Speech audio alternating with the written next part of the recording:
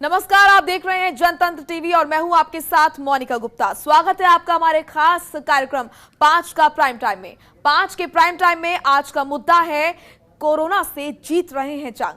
जी हां, अब भारत धीरे धीरे कोरोना को शिकस्त दे रहा है। देश में कोरोना का संक्रमण धीरे धीरे घटता हुआ नजर आ रहा है। इसका मुख्य कारण लोगों की सावधानी और वैक्सीनेशन है। देश में अब तक करीब 18 करोड़ लोगों को वैक्सीन लगाई जा चुकी है। वहीं कई राज्यों में सख्त पाबंदियां भी लगाई गई हैं, जिसका लोग पालन भी कर रहे हैं। देश में रिकवरी रेट भी लगातार यहां पर बढ़ता हुआ नजर आ रहा है। जनतंत्र टीवी अपने दर्शकों से लगातार यह अपील करता आ रहा है कि कोरोना से बचाव के लिए कोविड प्रोटोकॉल का जरूर पालन करें। अगर आपको कोरोना काल में स्वास्थ्य से संबंधित कोई भी दिक्कत है, बेड, ऑक्सीजन की व्यवस्था नहीं हो पा रही है, तो जनतंत्र टीवी की ये कोशिश होगी कि आपकी हर संभव मदद करें। इसके लिए आप अपने एड्रेस के साथ अपनी समस्या जनतंत्र टीवी के हेल्पलाइन नंबर 8929983064 पर व्हाट्सएप करें, जिससे हम आपकी मदद कर सकें। आज के इस खास शो में हम कोरोना से बचाव को लेकर विस्तार से चर्चा करेंगे। इसके लिए हमारे साथ एक बड़ा पैनल भी जुड़ा है, उनसे आपको रूबरू करवाएंगे। उससे पहले आपको ग्राफिक्स के जरिए बताते हैं कि किस तरीके से कोरोना की रफ्तार धीमी पड़ती नजर आ रही है और अब तक कितने लोगों को वैक्सीन लग चुकी है।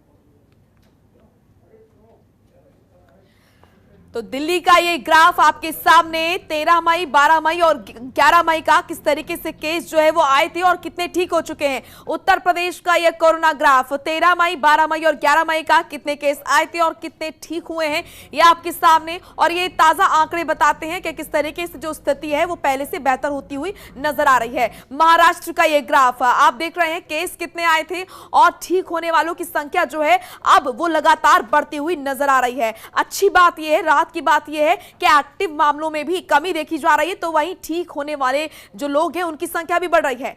और वहीं छत्तीसगढ़ का ये कोरोना ग्राफ, केस जो सामने आए हैं, एक्टिव केस, उनकी संख्या, तो वहीं रिकवरी रेट किस तरीके से लगातार बढ़ रहा है, ये भी आप देखिए। दिन पर दिन लगातार रिकवरी रेट जो है वो बढ़ता हुआ नजर आ रहा है। तमाम राज्यों के यहां पर हमने आपको कोरोना ग्राफ दिखाए हैं, एक्टिव केस और रिकवरी रेट। वहीं गुजरात की अगर हम बात करें, 13 मई 10,742 मामले आए थे, वहीं 12 मई को कम हुए 11,017 मामले और 11 मई को 10,990 मामले सामने आए। वहीं ठीक होने वाले लोगों की अगर हम बात करें तो 13 मई में यहां पर 15,269 मामले सामने आए और लगातार ये दिन पर दिन जो रिकवरी रेट है बढ़ता हुआ नजर आ रहा है। मध्य प्रदेश का आंकड़ा आपके सामने, कोरोना ग्राफ बता रहा है कि मध्य प्रदेश में भी अब जो स्थिति है वो धीरे धीरे उसमें सुधार हो रहा है। जो एक्टिव केस आए हैं वो आप देखिए, जैसे जैसे दिन बीत रहे हैं वैसे वैसे जो आंकड़ा है, जो ग्राफ है वो लगातार इस कंडीशन में है कि वो राहत देने वाला है। अब तक कितनी डोज लग चुकी है ये हम आपको बता रहे हैं। आपको बता दें कि अब तक 13.87 करोड़ जो लोग हैं उनको वैक्सीन लग चुकी है। 4.05 करोड़ लोगों को दोनों डोज लग चुकी है। जी हां, और गुरुवार को देश में 20.27 लाख डोज लग चुकी है। इसका मतलब बड़े पैमाने पर यहां पर ये जो अभियान चलाया जा रहा है, वैक्सीनेशन अभियान, इसमें जो देश की जनता है वो तो बढ़ चढ़कर हिस्सा ले ही रही है, साथ ही सरकार भी प्रतिबद्ध है कि ज्यादा से ज्यादा लोगों तक ये वैक्सीन पहुंचे। तो आपके सामने ये आंकड़ा कि कितने लोगों तक वैक्सीन जो है वो पहुंच चुकी है, वैक्सीनेशन कितने लोगों का हो चुका है।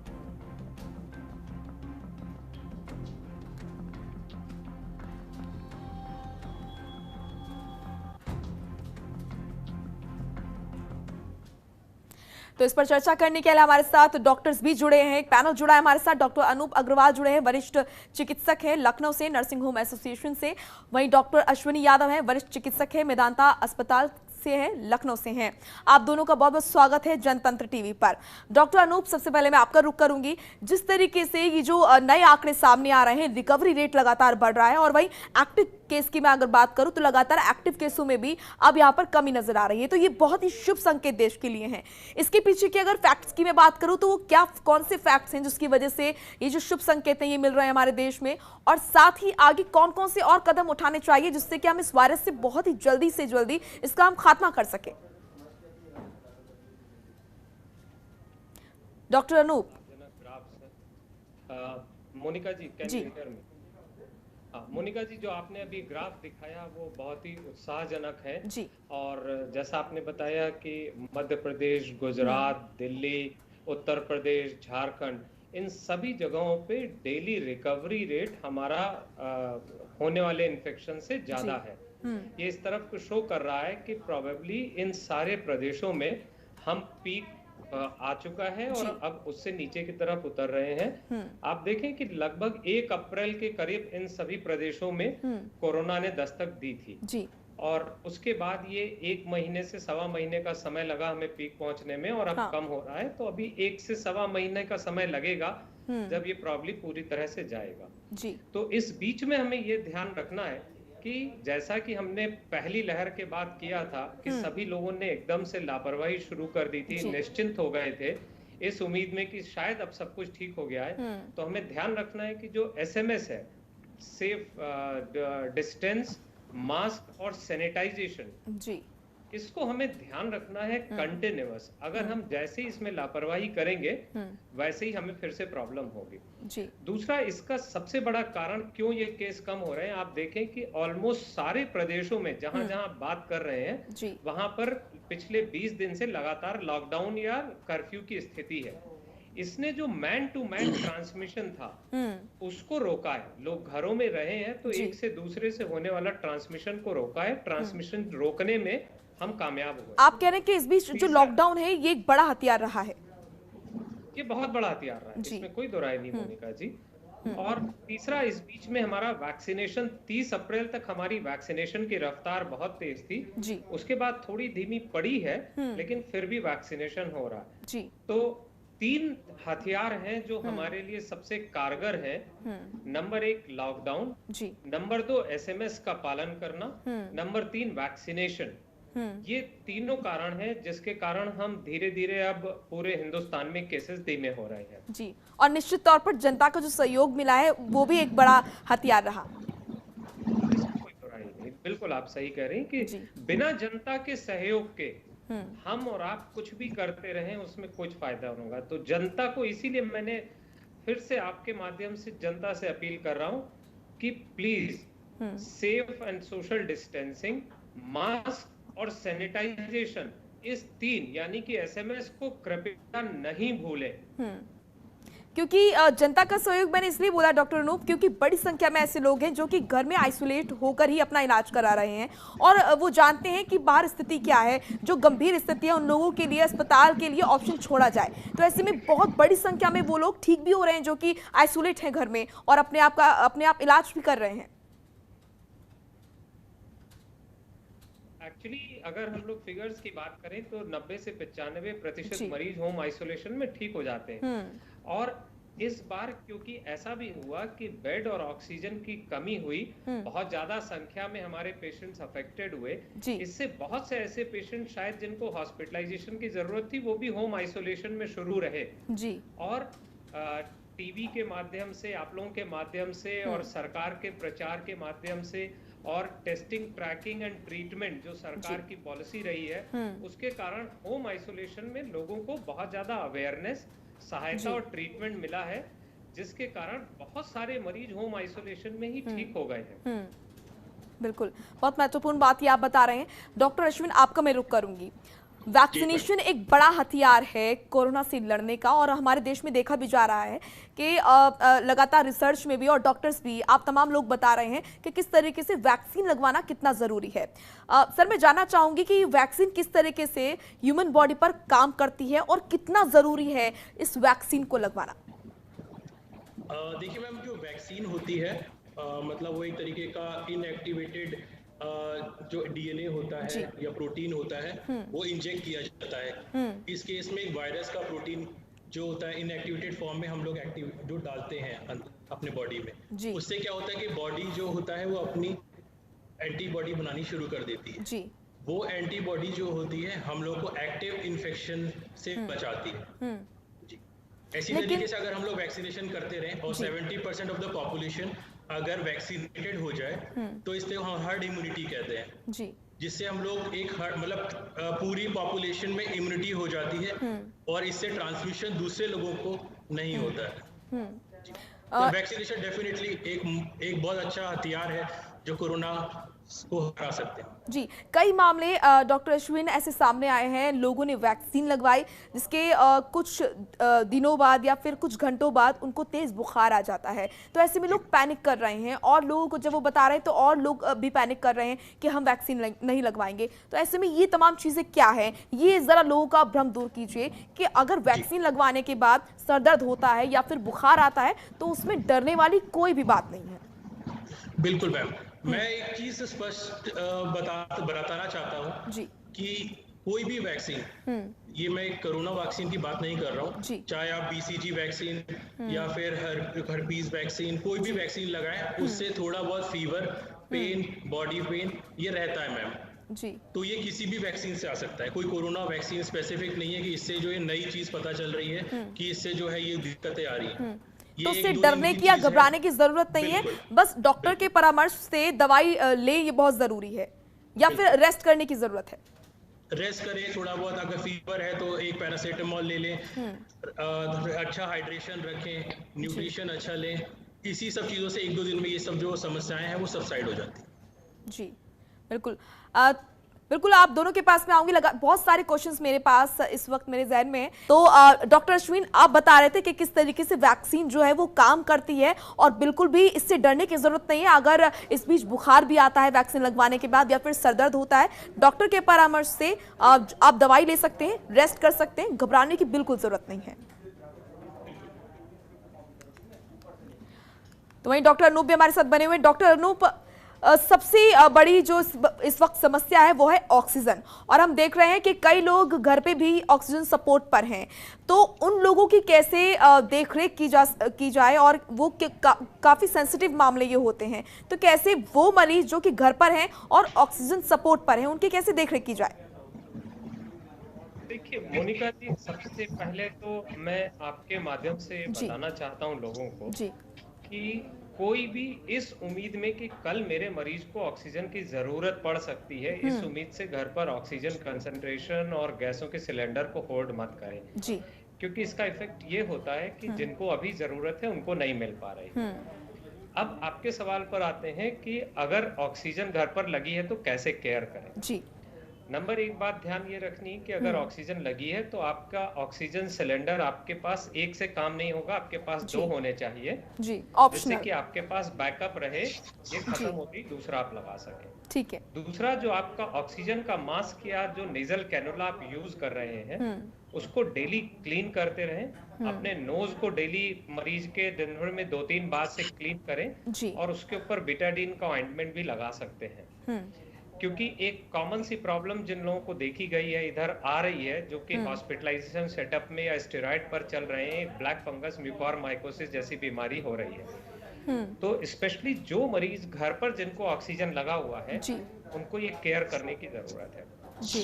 तीसरा इम्पोर्टेंट बात ये कि अगर घर पर ऑक्सीजन आपको लगी हुई है तो उसके साथ में आप ब्रीदिंग एक्सरसाइज, प्रोनिंग यानी कि पेट के बल लेटने की एक्सरसाइज, इसको रोके मत जी जी। भाप लेना नहीं रोके, गार्गल करना नहीं रोके, और ऑक्सीजन जैसे ही आपको लगे कि अब आप 1 से 2 और 3 लीटर की आवश्यकता बढ़ रही है, आप तुरंत अस्पताल के लिए रुक करें, देखें कि आपको कैसे बेड अवेलेबल हो जाए जी। उत्तर प्रदेश की मैं अगर बात करूं, स्पेशली लखनऊ की बात करूं जी, तो इस समय बेड की उपलब्धता में इतनी समस्या नहीं है जी। अगर आप थोड़ी भी कोशिश करेंगे तो आपको बेड मिल जाएगा जी। तो स्थिति में आप सुधार है, घबराने की जरूरत नहीं है। अगर जरूरत लगती है और स्थिति अगर खराब होती है तो तुरंत रुक करें अस्पताल का जी, ये बहुत आवश्यक है जी। और लोगों में इस वक्त ये भी भ्रम है कि कौन सी वैक्सीन अच्छी है, किस वैक्सीन से कितना फर्क पड़ता है, कोवैक्सीन, कोविशील्ड और अब रूस की भी वैक्सीन आ रही है, स्पुतनिक भी। तो क्या ये वाकई फैक्ट है कि जो अलग अलग वैक्सीन हैं उनमें अलग अलग क्षमता होती है प्रोटेक्ट करने की बॉडी को? मोनिका जी, आपने बहुत ही बढ़िया सवाल पूछा है और ये बहुत सारे लोगों के मन में भ्रम है। बिल्कुल। देखिए, मैं बताऊं कि कोई भी वैक्सीन होती है उसका बनाने का तरीका और फॉर्मूला अलग अलग होता है जी।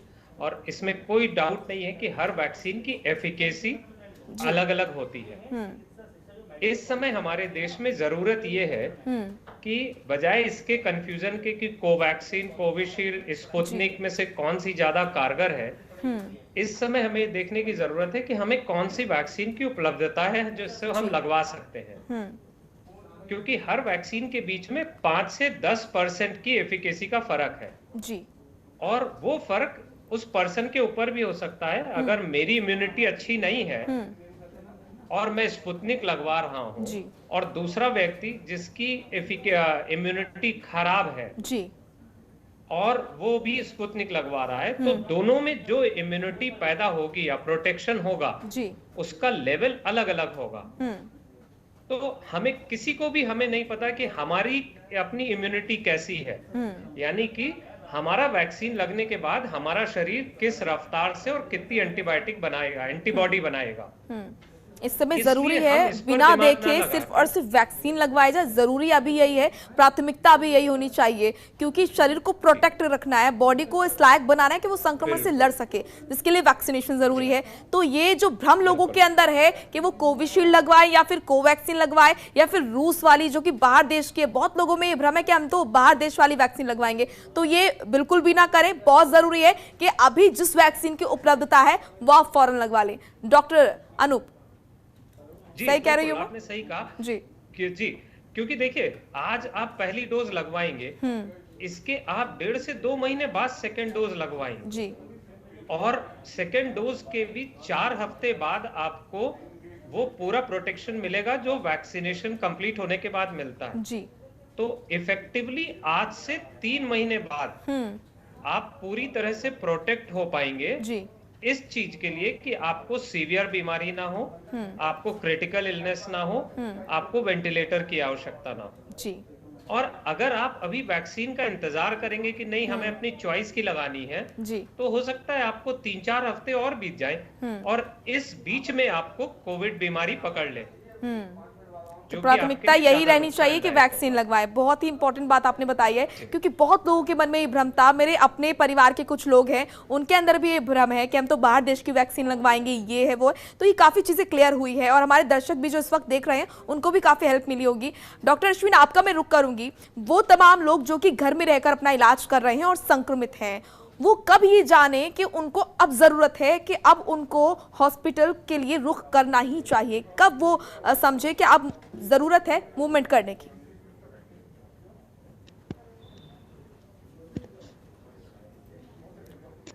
डॉक्टर अश्विन, आप तक आवाज आ रही है?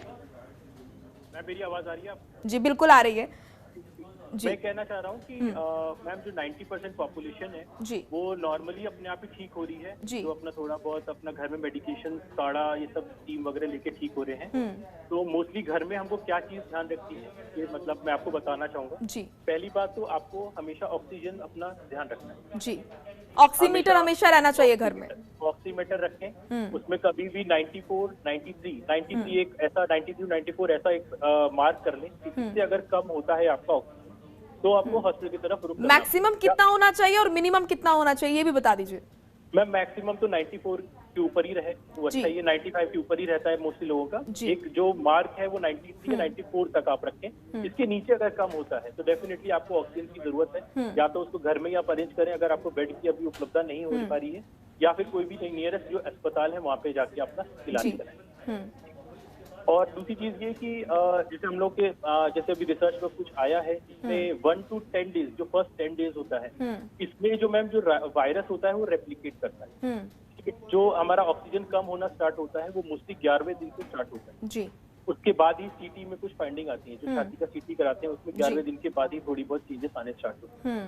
फिर 14 या 15 दिन के बाद ये जो हाइपोक्सिया होता है या सैचुरेशन होता है या ऑक्सीजन लेवल बॉडी का होता है वो और कम होना स्टार्ट होता है। तो जो 10 डेज के बाद का जो डेज है वो बहुत क्रूशियल होते हैं। शुरू में सबको लगता है कि मैं ठीक हूँ, मुझे कुछ नहीं हो रहा, अचानक एक दिन होता है कि एकदम से उनको सांस फूलने लगेगी, एकदम से उनका ऑक्सीजन गिर जाएगा, एक दिन अचानक से SpO2 गिर जाएगा।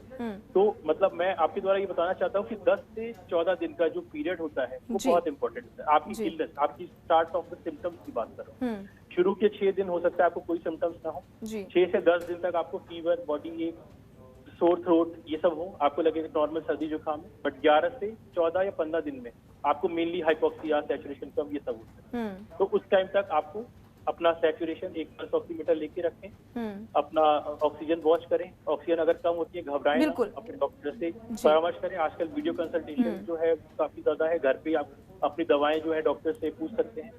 बिल्कुल, तो क्योंकि वक्त का अभाव है इसलिए बहुत सारे क्वेश्चन है, इसलिए मैं आपको बीच में रोकना चाहूंगी। डॉक्टर अश्विन, एक और मेरा सवाल है कि जो नए नए वेरिएंट्स आ रहे हैं, म्यूटेंट आ रहे हैं, ये किस तरीके से इनसे लड़े हम, और लोग जो है डर रहे हैं, उनके अंदर ये कहीं ना कहीं पैनिक की स्थिति आ गई है कि जो नए नए वेरिएंट्स आ रहे हैं, म्यूटेंट आ रहे हैं, ये बहुत खतरनाक है और पैनिक हो रहे हैं लोग। पैनिक ना हो, सतर्क रहें, अलर्ट रहें, इसके लिए वो क्या करें? बिल्कुल मैम, पहली बात तो कि जो वेरिएंट्स आ रहे हैं वो सारे बैक्टीरिया चाहे वायरस या फंगल वो आपस में म्यूटेशन करते हैं। पहले म्यूटेशन करने के अंदर उनकी जो जीनोम होते हैं उसके अंदर रेजिस्टेंस पैटर्न शुरू हो जाता है। तो इसमें आपका जो चीज जैसे कि डॉक्टर साहब ने भी बोला कि वैक्सीनेशन जो सबसे इम्पोर्टेंट हमारा हथियार है, पूरे सारे पॉपुलेशन को वैक्सीनेट होना पड़ेगा। जी, बहुत अगर आप जरूरी है। वैक्सीनेट अगर हो रहे हैं चाहे कोई भी स्ट्रेन हो, उसका जो असर होता है वो कम हो जाता है। अगर आप वैक्सीनेशन ही नहीं करा रहे हैं तो डेफिनेटली आपकी इम्यूनिटी पहले से ही कम है, और जो जैसे जैसे म्यूटेशन होता है वायरस में जो है वो ताकतवर होता जाता है, वो इन्फेक्शन जो है ज्यादा बढ़ने का और ज्यादा घातक होने की संभावना। जी, बहुत ही महत्वपूर्ण बात आपने बताई डॉक्टर अश्विन, बहुत ही जरूरी बातें आपने बताई। और डॉक्टर अनूप, आपने भी जो टिप्स बताए हैं, मैं उम्मीद करती हूँ कि जो हमारे दर्शक इस वक्त इस शो को देख रहे हैं वो उनके बहुत ही ज्यादा काम आएंगे, क्योंकि वक्त का अभाव है। रोकना नहीं चाहती हूँ लेकिन आपको रोकूंगी। बहुत बहुत शुक्रिया आप दोनों का हमारे साथ जुड़ने के लिए और इन तमाम टिप्स को हमसे साझा करने के लिए, हमारे दर्शकों को बताने के लिए कि बहुत जरूरी है कि पैनिक ना हो, सतर्क रहें और सुरक्षित रहें। वहीं लगातार हम आपको बता रहे हैं कि अपनी समस्या जनतंत्र टीवी के हेल्पलाइन नंबर 8929983064 पर आप व्हाट्सएप करें, जिससे हम आपकी मदद कर सकें। और आज के इस खास शो में हमने आपको तमाम चीजें बताई हैं। तो चलिए, आज के लिए इस शो में इतना ही। अगली बार मैं फिर हाजिर होंगे एक नए मुद्दे के साथ। तब तक के लिए मुझे दीजिए इजाजत। नमस्कार। खबरों के निष्पक्ष विश्लेषण के लिए सब्सक्राइब करें Jantantra TV and press the bell icon. Never miss any update.